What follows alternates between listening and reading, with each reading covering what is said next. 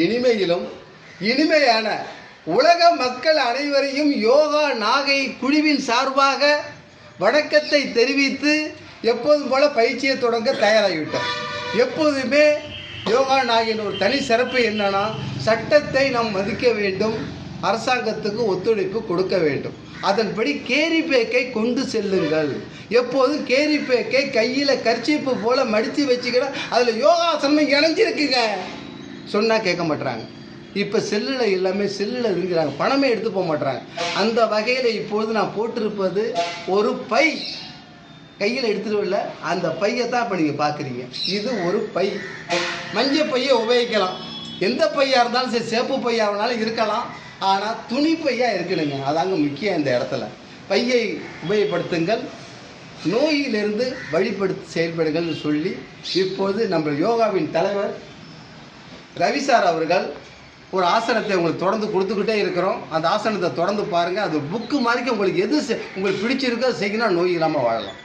அர்த்த கர்சாசனம் இப்பொழுது செய்ய போகிற ஆசனம் நம்ம யோகாவின் தலைவர் ரவி அவர்கள். ஆமாம், உதிர கர்சாசனம். எப்படி நண்பா செய்ய போகிறீங்க? முதல்ல மக்களுக்கு வணக்கத்தை தெரிவிச்சுட்டு ஆசனத்தை ஆரம்பிங்க. முதல்ல உட்காருங்க, பார்வையை நேரம் பாருங்கள். அடுத்து என்ன செய்யுங்க, ரஜினி ஸ்டைல் போல் ஒரு காலை அப்படி மடக்கி காலினுடைய விரல் பின்னாடி வர வச்சு, விரல் பின்னாடி வரணும். செயல்பட்டு பாருங்க. வராத போனால் பாருங்க, நல்லா திரும்பி பார்க்கறதுக்கு முயற்சி பண்ணுங்க. இந்த ஆசனம் ஒரு பக்கம் 10 எண்ணிக்கை செய்யணும். நேரத்தை முன்னிட்டு 5ஆக இதில் செயல்படும். இதில் என்ன நடக்கும்? எனக்கு வயிற்று வலி தானே பறந்து போவுங்க. வயிற்று வலி ஏன் வருது? சூட்டுனால வருது.